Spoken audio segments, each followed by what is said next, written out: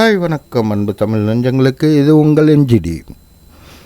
நம்ம இன்றைக்கி விஜய் அவர்களுடைய முதல் அரசியல் பயணத்தை பற்றி தெளிவாக பார்ப்போம். திருச்சியில் தொடங்கியிருக்காரு.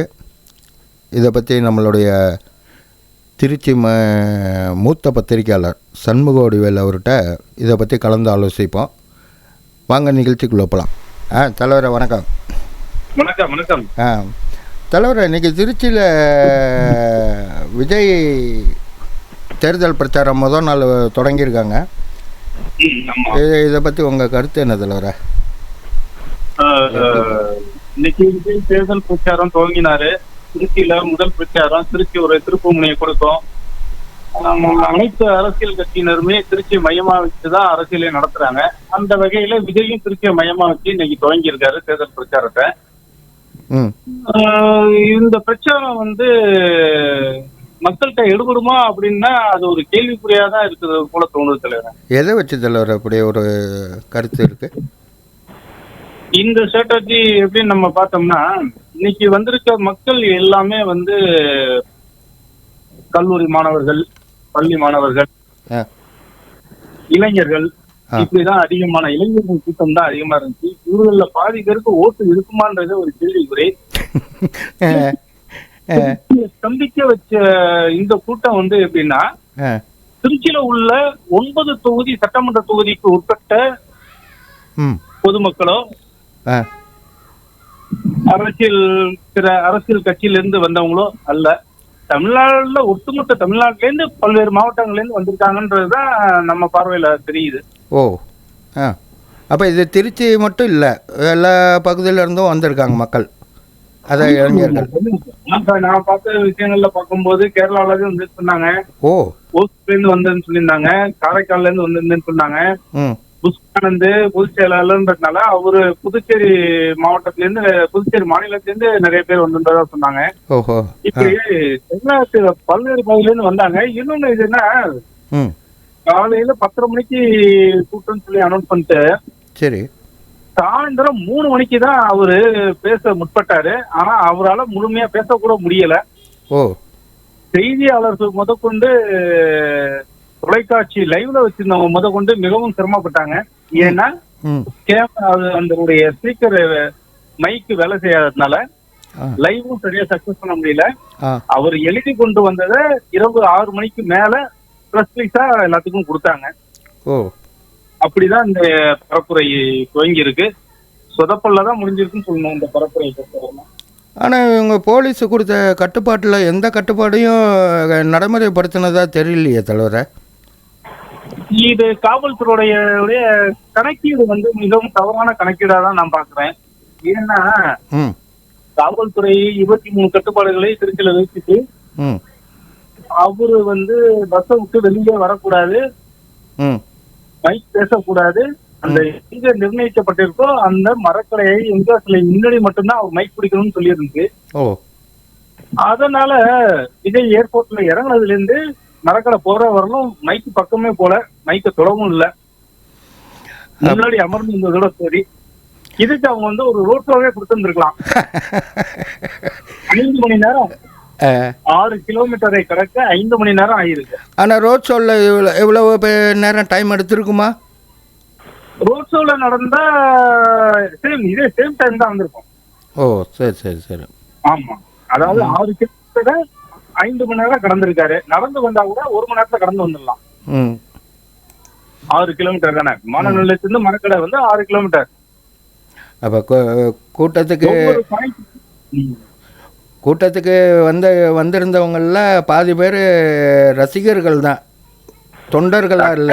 விஜயை பார்க்க வேண்டும் என்ற ஆர்வத்தில் வந்த ரசிகர்கள், விஜய் ரசிகர்கள். விஜயை பார்க்கணும், அவரு எப்படி இருக்காரு பார்க்கணும், அவரை முடிஞ்சா கை கொடுக்கணும், இந்த ஆர்வ கோளாறுல வந்தவர்கள் தான். நம்ம ரோட் ஷோல, அந்த ரோட் ஷோன்னு சொல்லக்கூடாது, அது ஒரு ஊர்வலமா வந்தது. ஊர்வலத்துல பார்த்தோம்னா அந்த பஸ்ல எப்பொழுதும் ஏறிடக்கூடாதுன்றதுக்காக அந்த புதுசா வடிவமைச்ச பஸ்ல அவ்வளவு முன்னேற்பாடுகள் இருந்துச்சு. அப்படி இருந்தும் அந்த மிரரை தொங்கிட்டு எல்லாம் நிறைய பேர் வந்தாங்க இளைஞர்கள். அப்ப தொண்டனுக்கும் ரசிகனுக்கும் வித்தியாசம் பார்த்திருப்பாரா, புரிஞ்சிருக்குமா? நிறையவே இருக்கு. தொண்டனுக்கும் ரசிகனுக்கும் நிறையவே வித்தியாசம் இருக்கு. ரசிகன்றவன் வந்து பாக்குறான், விஜய படத்தை பாக்குறான், விஜய பார்த்துட்டு தேவான்னு சொல்ல போறான், இவ்வளவுதான். தொண்டன்றது வந்து களத்துல இறங்கி செயல்படணும். அப்படி களத்துல இறங்கி செயல்பட்டு இருந்தா விஜய வந்து பல்வேறு சக்திகளுக்கு முன்னாடி கூப்பிட்டு என்ன பேசணும்னு நினைச்சாரோ அதை மரக்கடை எம்ஜிஆர் சிலையில பேச வச்சிருக்க முடியும் நிர்வாகிகள். ஆனா அதை தவறிட்டாங்க. இது ஒரு பின்னடைவா தான் எனக்கு தோணுது விஜய்க்கு. இப்ப திருச்சியில மக்களுமே ஒட்டுமொத்த திருச்சி மக்களுமே காலை 9:30 மணியில இருந்து சாயந்தரம் 4 மணி வரலும் எங்கேயுமே நகர முடியாத அளவுக்கு அவஸ்தப்பட்டாங்க. டோல்கேட் வந்து மிக பிரதான சாலை, ஹெட் போஸ்ட் ஆபீஸ் வந்து அதை விட பிரதான மாநகர் சாலை, பாலை சொல்லவே வேணாம் எப்படி இருக்கும்ன்றது எல்லாருக்குமே தெரியும், குறுகிய சாலை.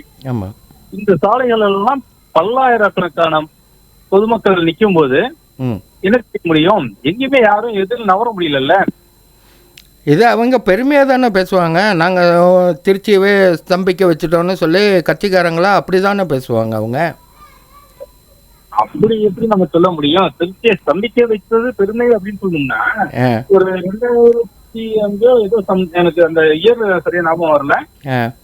இதே டிவிஎஸ் டோல்கேட்ல வந்து மறைந்த முன்னாள் முதல்வர் கலைஞர் கருணாநிதி தலைமையில ஒரு நிகழ்ச்சி நடந்துச்சு, மாநாடு நடந்துச்சு. அந்த மாநாட்டப்ப தமிழ்நாட்டுல உள்ள அனைத்து தொண்டர்களும் பார்க்கிறேன் அப்படின்னு சொன்னதால அணி அணியா வந்தாங்க.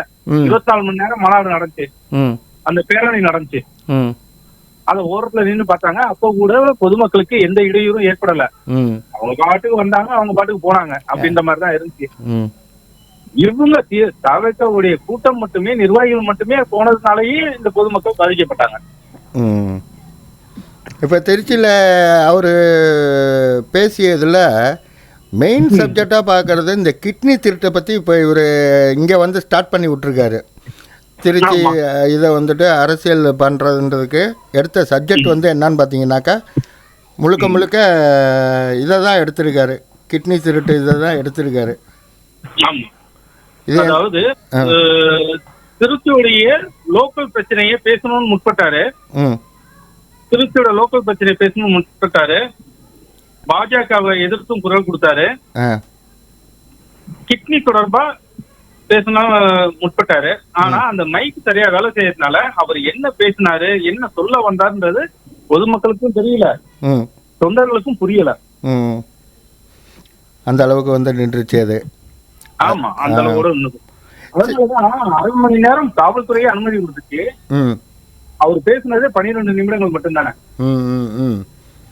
காவல்துறையே 1/2 மணி நேரம் கொடுத்துச்சு. ஆனா அவர் பேச முடிஞ்சது 12 நிமிடங்கள் மட்டும்தான். 12 நிமிடத்துல என்னத்த சொல்ல முடியுமோ அதை சொல்லிட்டு போயிட்டாரு. அவ்வளவுதான். இது 10 வார்த்தை 20 வார்த்தை பேச முடியும், அவ்வளவுதான். அவர் என்ன பேச நினைச்சாரு? குலதெய்வ கோயிலுக்கு சென்று சாமி கும்பிடுவார்கள். எதற்கு? போருக்கு போகணும்னா. தேர்தல் அப்படின்னு வந்தோம்னா மக்களை பார்த்து கும்பிடுவாங்க. அதை மாரி நானும் உங்களுக்கு பார்க்க வந்திருக்கேன் அப்படின்னாரு. அதுலயே அவர் என்ன சொல்ல வர்றாரு கருத்தை? அதுதான் சொல்றேன். அவர் என்ன சொல்ல வந்தாரோ அந்த கருத்தை யாராலையும் ஏற்றுக்கொள்ள முடியாத நிலையில இருந்துச்சு, புரிந்து கொள்ள முடியாத நிலையில தான் இருந்துச்சு. திருச்சி கூட்டத்தை பொறுத்தவரையிலும், திருச்சி பிரச்சாரத்தை பொறுத்தவரையிலும் லைவா பார்த்தவங்களுக்கு அந்த இருந்த பொதுமக்களுக்கு யாருக்குமே எதுவுமே புரியல. என்ன சொல்றாரு, என்ன சொல்ல வர்றாருன்றது யாருக்குமே புரியல. அந்த அளவுக்கு தான் அந்த கூட்டம் வந்து. இப்போ இவர் விஜய் அவர்கள் வந்து சனி ஞாயிறு அரசியல்னு சொல்லி ஒரு வார்த்தையை சொல்றாரு. அது எப்படி போய் நிற்க போகுதுன்னு தெரியலையா? எப்படியா? சனியும் ஞாயிற்றுக்கிழமையும் விஜயோட சனி ஞாயிறு அரசியல் என்பது அப்படின்றது மற்ற நாட்கள்ல பார்த்தோம்னா வேலையை விட்டுட்டு வரணும், கல்லூரியை விட்டுட்டு வரணும். இங்க வந்து சனி ஞாயிறுல நம்ம கூட்டத்தை கூட்டணும்னா அவருக்கு வரதே வந்து இளைஞர்கள் தானே அதிகம். கல்லூரி மாணவர்கள், பள்ளி மாணவர்கள், விவசாய கூலி தொழிலாளி, ஐடி நிறுவனங்கள்ல பணிபுரியக்கூடிய இளைஞர்கள், இளைஞிகள், இப்படியான மக்கள் தானே வராங்க. ம் ம் ம் ம் அப்படின்றப்ப அவங்களுக்கு இந்த நாட்கள்லாம் லீவு நாட்கள்ல சனி ஞாயிறுன்றது. ஓ சரி. ஓ வேலை உள்ள நாட்கள்ல திங்கட்கிழமையும் செவ்வாய்க்கிழமையோ புதன்கிழமையோ இப்படி கூட்டத்தை போட்டோம்னா அவங்க எல்லாம் லீவ் போட்டு வருவாங்க, வருவது கஷ்டம். ஓ இந்த எதிர்பார்த்த கூட்டத்தை அவங்களால ஃபுல்ஃபில் பண்ண முடியாது. ஓ சரி சரி. ஆமா, அப்படியான ஒரு சூழ்நிலையினால அவரு வாராந்திர அரசியலை எடுத்திருக்காரு. ம் வாராந்திர பிரச்சாரம் என்பது வந்து எப்படின்னா அந்த வாரம் தொட்டு விஜய் தொடர்பான செய்திகள் தான் அனைவருமே பேசுவாங்க. ஓ விஜய் இன்னைக்கு திருச்சியில இப்படி பேசினாரு, ம் அரியலூர்ல இப்படி பேசினாரு, பெரம்பலூர்ல இப்படி பேசினாரு, குணத்துல இப்படி பேசினாருன்னு நாளைக்கு பைட்டு போடுவாங்க நேரடியில தொலைக்காட்சிகள்ல. ம் பேப்பர்ல இன்னைக்கு வரும், நாளைக்கும் வரும், நாளை மறுநாளும் வரும். ம் சோ இதுக்கு வந்து இவங்க எல்லாம் பதில் சொல்லிட்டு இருப்பாங்க இல்லையா. ஆமாம். இந்த பதில எல்லாம் பார்த்துட்டு இதுக்கு அப்புறமா அவர் திரும்ப அடுத்த சனிக்கிழமை இப்ப தஞ்சாவூருக்கு வர ஆரம்பிச்சிங்க, ஆ தஞ்சாவூர் நாகப்பட்டினம் இப்படின்னு வரும்போது இதுக்கு அவர் பேசுவாரு. ஓ இந்த கூட்டத்துக்கு நான் வந்தேன், இப்படி எல்லாம் கருத்துக்கள் சொல்லப்பட்டிருக்கு, ம் அதுக்கு பதில் சொல்லுவாரு. ம் அதனால வாரம் முழுவதுமே விஜயை பத்தியே எல்லாம் பேசணும் அப்படின்ற ஒரு கான்செப்டுக்காகவே சனிக்கிழமை தோறும் அவர் பிரச்சாரத்தை கொண்டு வந்தாதான் எனக்கு தோணுது. அப்போ இது வந்து அனலைஸுக்காக கொடுக்கப்பட்ட டைம்ன்ற மாதிரி எடுத்துக்கணும் நம்ம. அப்படிதான் இருக்கணும். அப்படி தான் எடுத்துக்கணும். அப்படிதான் இருக்கணும். ஓகே தலைவர், மிக்க நன்றி இணைப்பில் நன்றி. இணைந்ததுக்கு. தேங்க்யூ. நன்றி நன்றி சொல்லுவாங்க. தேங்க்யூ, பாய். இப்போ நம்ம விஜய் தேர்தல் பிரச்சாரத்தை முதல் நாளை வந்து திருச்சியில் இது பண்ணதை நம்ம இன்றைக்கி கலந்து ஆலோசித்தோம். இது போன்ற முக்கிய நிகழ்வுகளை எல்லாத்தையும் தினமும் ஒரு செய்தியாக நம்ம கொடுக்குறோம், கலந்து உரையாடுவோம். உங்களுக்கு இந்த நிகழ்ச்சி பிடிச்சிருந்தா சப்ஸ்கிரைப் பண்ணுங்கள், லைக் பண்ணுங்கள், ஷேர் பண்ணுங்கள், மறக்காமல் கமெண்ட் பண்ணுங்கள். என்றும் உங்களுடன் எம்ஜிடி. பாய்.